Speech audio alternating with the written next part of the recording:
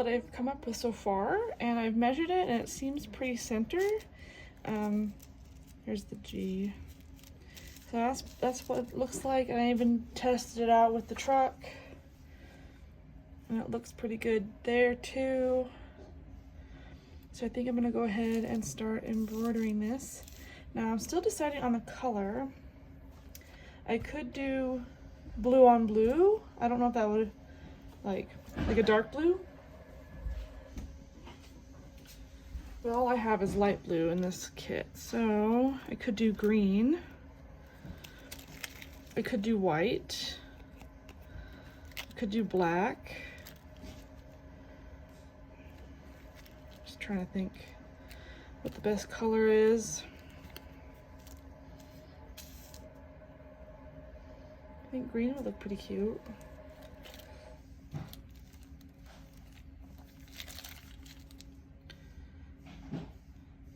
Black wouldn't be too bad. I mean, it's like a font, right?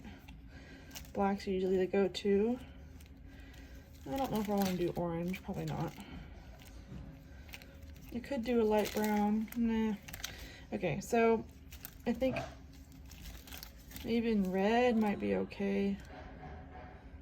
I mean, the white is on the truck. I'm kind of leaning towards the dark green. That might look pretty cute, actually, with the blue.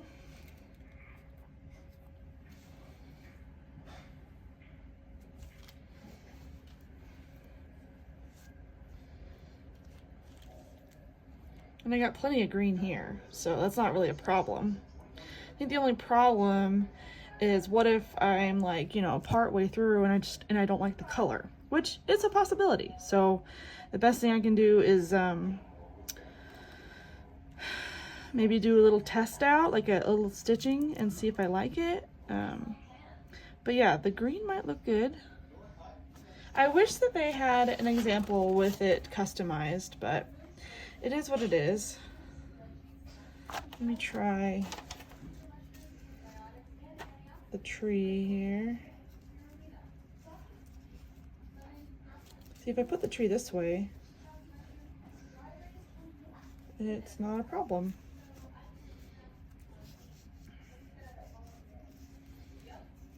Which I've seen it this way. So yeah, if I put the tree this way, that'll work just fine. How cute is that? That is so cute. Okay, well, I just gotta decide what color. So once I decide what color, I think what I'm gonna do, I've got a couple of options. I can do the outline stitch like we've been doing. I could do a back stitch, which is the classic stitch for any type of outline or any type of font. I could use a chain stitch, although I don't know if I like the look of the chain stitch for this particular project. So I think it's between the outline stitch and the back stitch. I kind of like the look of the back stitch just because it's crisp and clean, and I can space them however I want. Outline stitch is classic. What I could also do is I could do the cursive in an outline stitch and the estimated in a back stitch, just to make it look different, which is a cool idea too. I might end up doing that. So whatever I end up doing, you'll find out. So I'm gonna start with the first letter and then see how I like it, and then we'll keep going from there. Okay, so I decided on the green, and I think the green looks really cute. And I noticed that my word good and family was a little far apart, so I just added a couple of hearts in the middle to kind of bridge that gap. So that's what these are. I used tissue paper and sewed into the tissue paper, and then you tear it away. So it just makes it so much easier to do words and phrases on your felt. And then I take tweezers and pick away at the smaller pieces, which will take some time, but I wanted to show you what it looks like. And I think the green looks really cute. So let me finish this off camera and then we'll do the next part, which is putting the sequins on. Okay, it's been a couple days actually since I filmed, but this is what we have so far. I just added the blue sequins, and I noticed that the good and the family were a little far apart, so I added a couple of hearts in the middle, and I think it turned out really nice and classic looking. I ended up using 2 different stitches. I did a outline stitch for the cursive, and I did a back stitch for the regular font, and I feel like that's a really good contrast. This, I think, is very poorly designed. I understand that there needs to be some space for each one of these little ornaments that, you know, for each season, but here's the problem.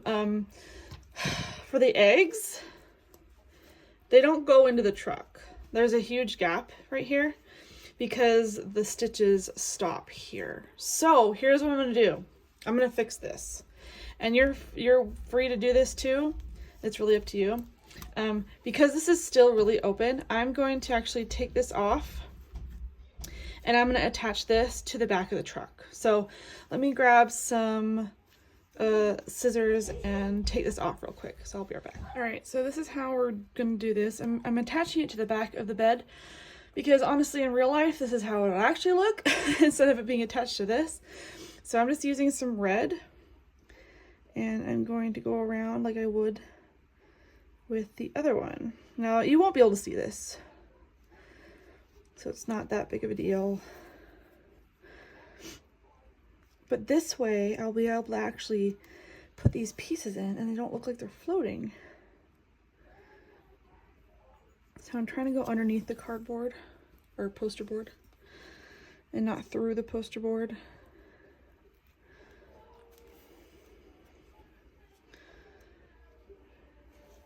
And I will do the exact same for the other side. Luckily, there's nothing like heavy that it's supporting, so it's not that big of a deal. But I think I'll like this a lot better.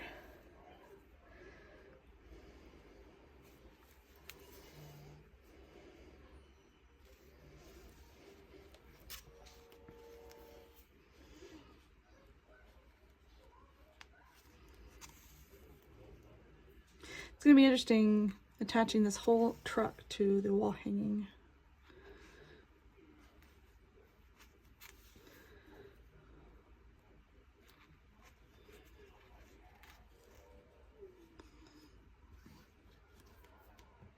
Keep knocking my camera. Sorry. Oops. Okay.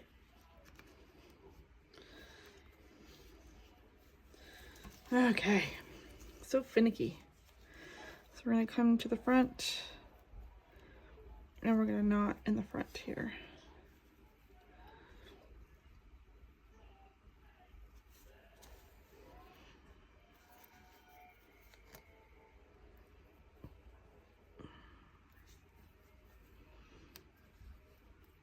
I'm just gonna go through the back here and cut the remaining. Oh my gosh, it's getting caught on everything. Okay, I'm gonna trim this, and then I'm gonna do the exact same thing on the other side, and hopefully it'll look more real. Okay, I'll be right back. Now that we have reattached the back of the truck here, I'm gonna do a test. Oh, that's so much better. Look how that fits a lot better. That's great. Okay. Well, I like that. Much better. Okay, so now the next step is to actually attach the truck onto the wall hanging. It says with several small stitches. What it basically means is put a stitch anywhere you feel it needs to be put. So we're going to just focus on the red truck. I'm not attaching the wheels. And this is why overstuffing is a no-no. So make sure that hopefully you didn't overstuff. And if you did, you're going to have to work with that. I might have overstuffed this part just a little bit, but hopefully if I press it down enough, it should be okay. I'm going to use a couple of pins on the inside to secure the truck. And then we will start appliquing the truck onto the wall hanging. So I'm just gonna put that there. Okay.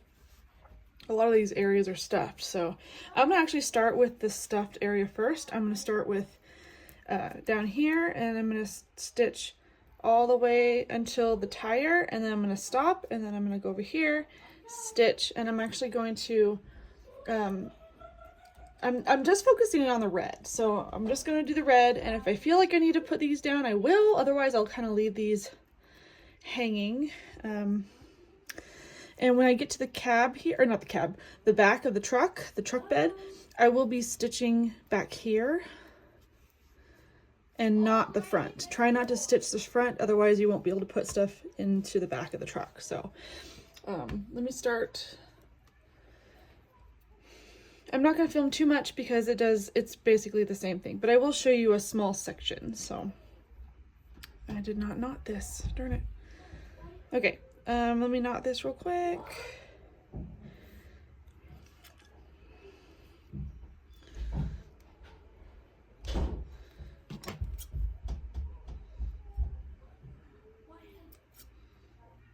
Okay. So I'm gonna flip this around so I can get a better hang of it.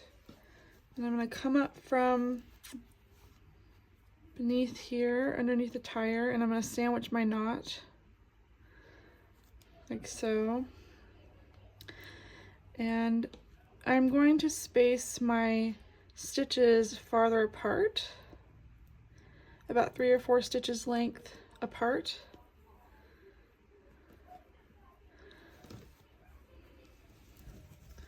This is a little bit hard to handle because I'm trying to keep it all straight.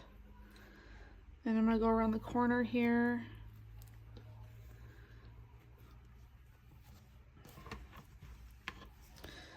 Okay, I might just keep it flat and just kind of lift the back into the truck like this because I don't want to warp it. I'm going to go into this corner. So I want the corner to be solid, not movable. And then I'm going to go down here. And what I could do is you can go front to back. You can do that. That's not, you know, against the rules or anything. So it might actually be easier to do front to back until you can get your hand where you want it. Go into the corner again. If I can get my needle in there. And I am going through the back. Okay, I'm gonna go all the way down, pick it up in the middle here, and then I'm going to go around the corner, not into the corner. Okay, and I'm going to keep going all the way across. I'm going to do like every other bead length.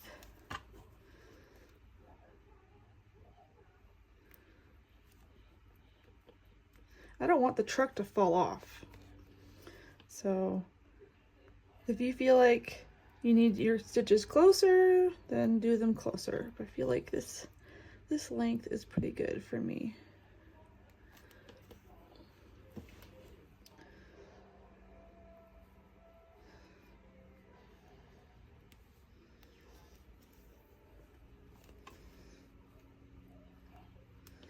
Just checking making sure I am covering the dotted line underneath and that it's not crooked. The last thing you want is a crooked truck on your wall hanging.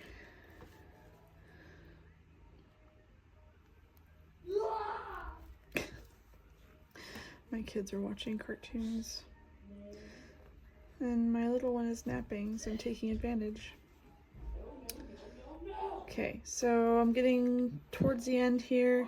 I'm actually going to stop at this part of the tire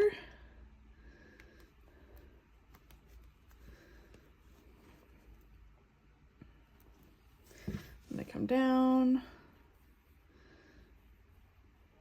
Oh, you know what? That was a weird stitch, so I'm gonna fix it. It's like sideways for some reason. It happens sometimes when you can't really see what you're doing.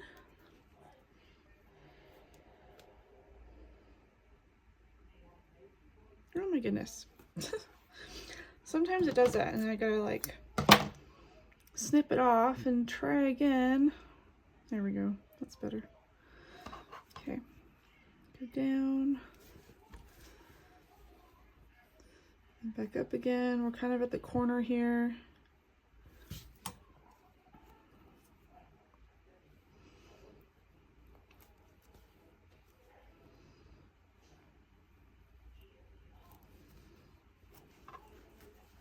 Okay, coming up towards the end of the section. Trying to keep this as close to the tire as I can. Okay, and I think I'm gonna end it there. And I'm gonna tie it off. So you can see where all my stitches are on the back.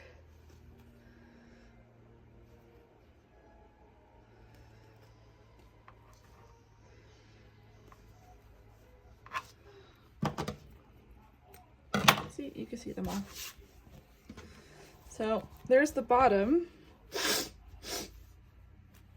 I'm gonna do the exact same thing all the way around. I'm gonna start here, go here, stop, start here, go up here and down here, and then stop here. So I'm gonna do the rest off camera and then I'll show you what it looks like completely attached, and then we'll go from there. Okay, the truck is attached.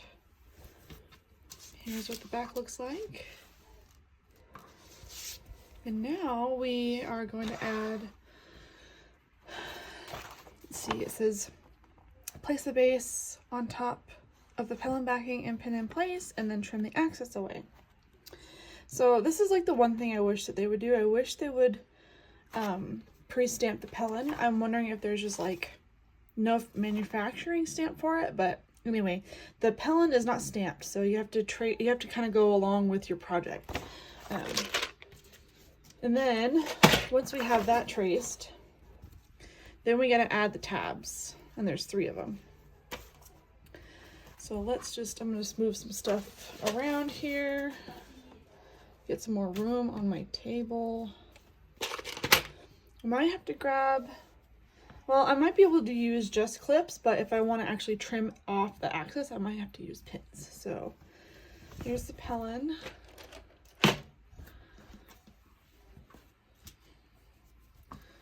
And here's the thing. They did not include any type of way to store the extra.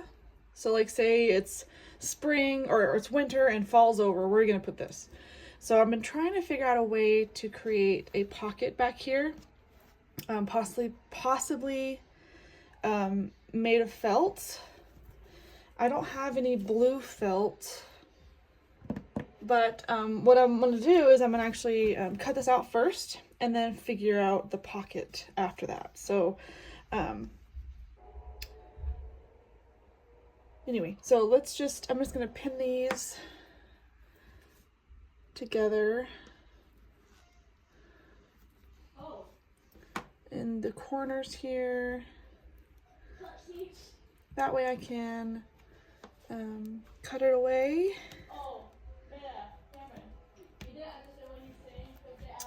And I think I'm gonna grab, I think I've got another, well, I might have to use, I don't know what happened to all my pins, to be honest. I need one more, but I guess I can just use an extra needle. Oh wait, no, there's one right here, attached to the truck.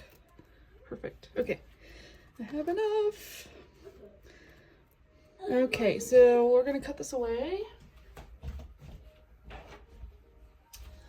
just gonna use, I would like to use my rotary cutter, so I do have a long ruler that I could use.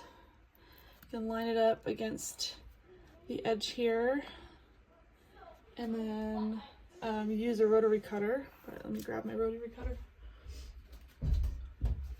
So here's my rotary cutter. Luckily the lines are pretty straight, so I'm gonna do my best to line it up.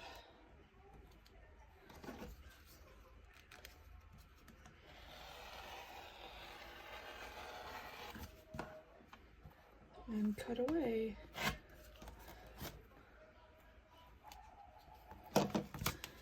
So I'm just gonna trim it a little bit more on my own, but I figured this would take away the bulk of it.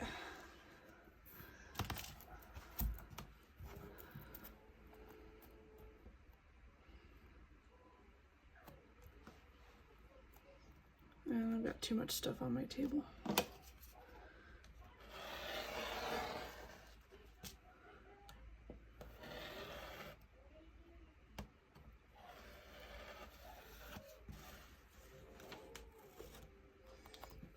I'll just trim off the corner there. I really wish I had a dedicated like cutting table, but I don't, so this is what I have to work with. Oops. Moved.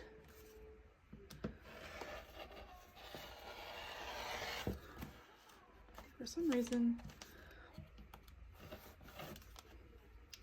that just didn't cut, but I will clean it up after I'm done.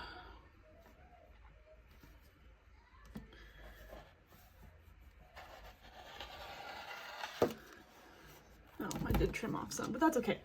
That is totally fine because I trimmed this by hand, so it definitely wasn't straight to begin with, so it's not a big deal. Okay.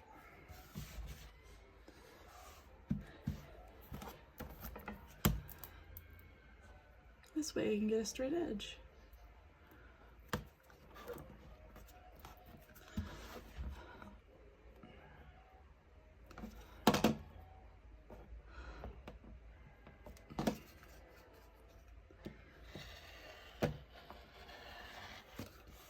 Okay.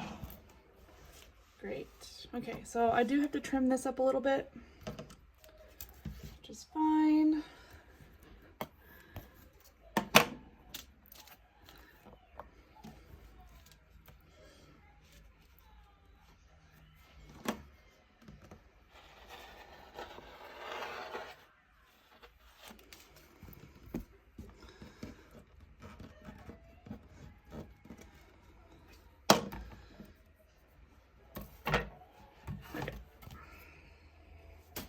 Might have to take my scissors and cut the excess. There we go. Okay. All right. Well, let me throw this stuff away.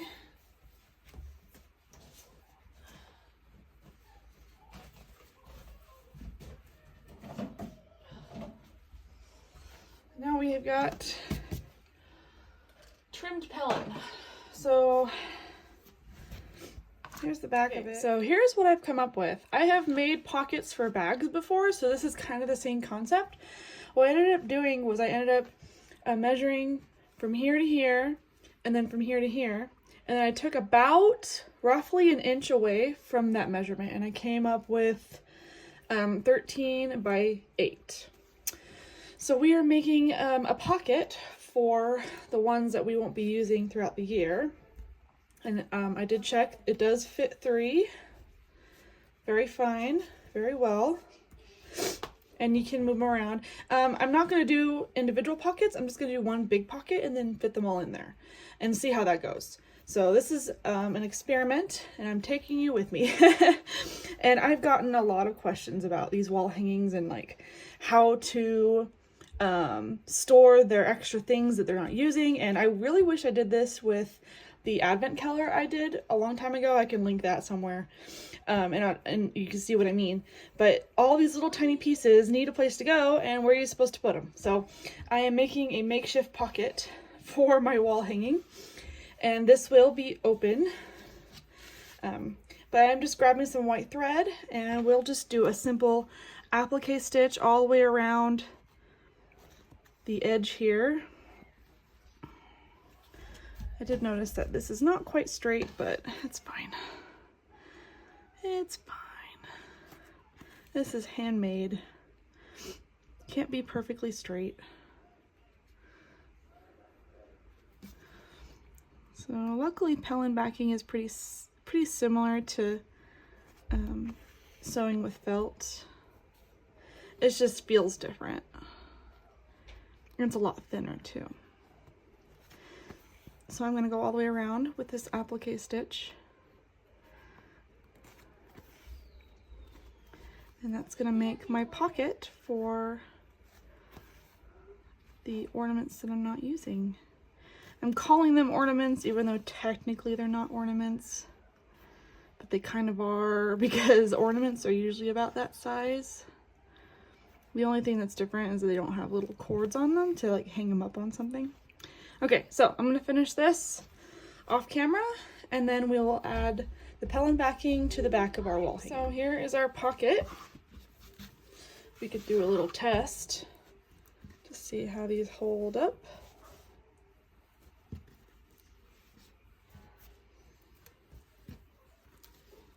Hey, that's actually pretty good, and it doesn't feel like it's gonna curl away or anything. If you want, you could add a button here, but that's totally up to you. I'm just gonna leave it open. That's perfect.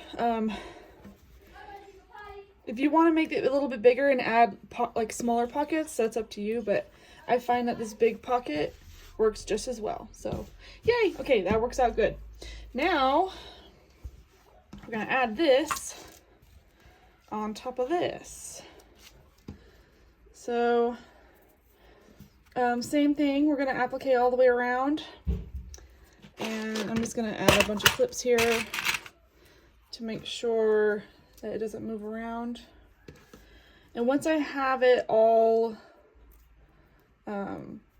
clipped, I'm actually gonna flip it over and grab some blue, and we're going to applique it with the front facing us. That way you can control your stitches, and the nice side of the stitches will be facing outward instead of inward. And you can trim the pellon backing as you go. If for some reason it overlaps where you don't want it to, you can always take your scissors and fix it as you go, which I might end up doing here because it is a little fraying. Not fraying, but like I ripped it there, so it's not as pretty. Excuse my sniffles. I did take some allergy medicine, just waiting for it to kick in. The allergies have been terrible this year. I usually don't get like severe sniffling or sneezing or anything, but this year has been pretty bad. This is like the first time in my life that I've had allergies emerge, so having to deal with them has been sucky. Excuse me. Okay, so I'm going to finish clipping this, and then I'll grab the thread and we'll start appliquing. Before we applique the back, we do need to grab these tabs and place the tabs. So let me grab my scissors. I should have had these cut out. It's been a day. So I'm still trying to figure out where I'm going to put this wall hanging in my house because I want to see it. I might put it in my kitchen somewhere. It could be a cute addition to my kitchen.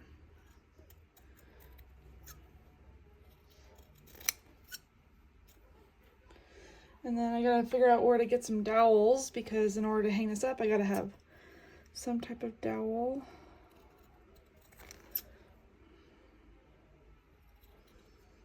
I wonder if the dollar store has any dowels. I know they have like cheap command hooks. I'll have to figure it out.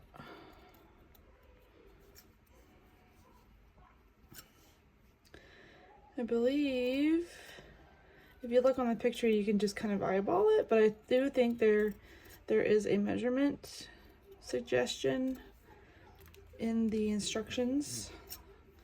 We'll take a look at that.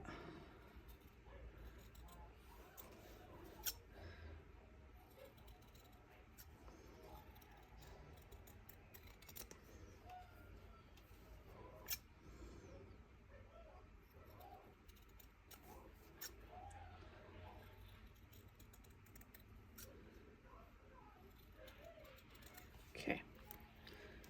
All right, so if I look at the instructions, it says measure on each side along the top edge 1/2 inch. Pin a folded tab in each place. Pin the third tab in the center. Okay, so 1/2 inch from the inside. So fold it in half. And 1/2 inch. It's about here. So I'm just gonna stick that like so.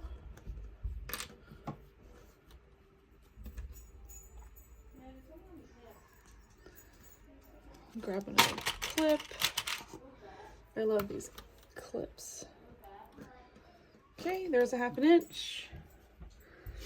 And then 1/2 inch on this side, which is about here.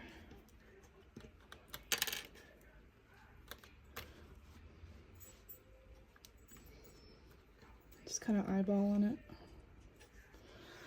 And then the trick is to get them so that the tabs are the same length. I'm just worried about the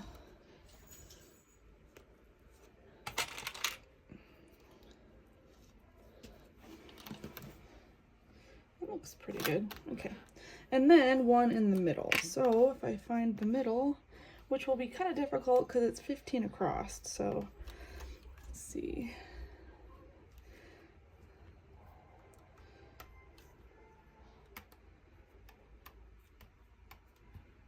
So about here, roughly.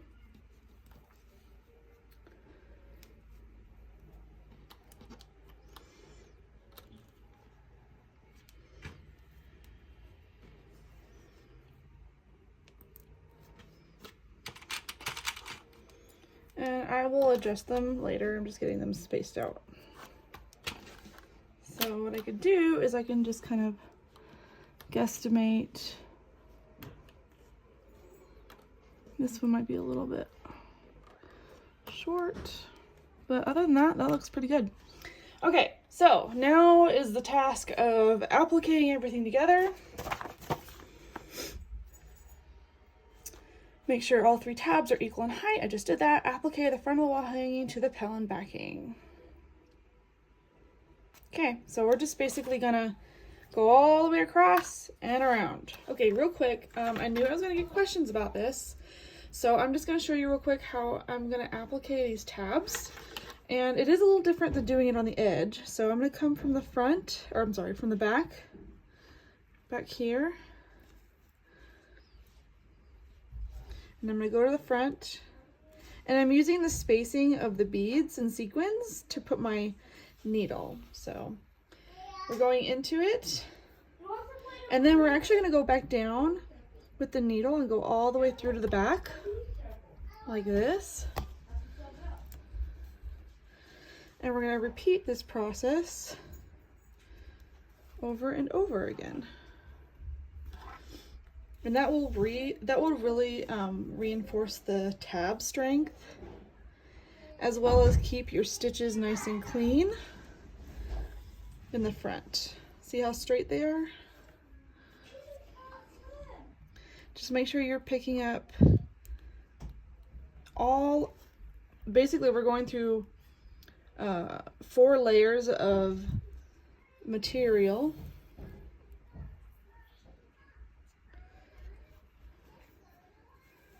So make sure you're picking all of it up. So that's how you're supposed to do that. And I just use this as a way to like keep this tab straight so it doesn't move when you take the clip away.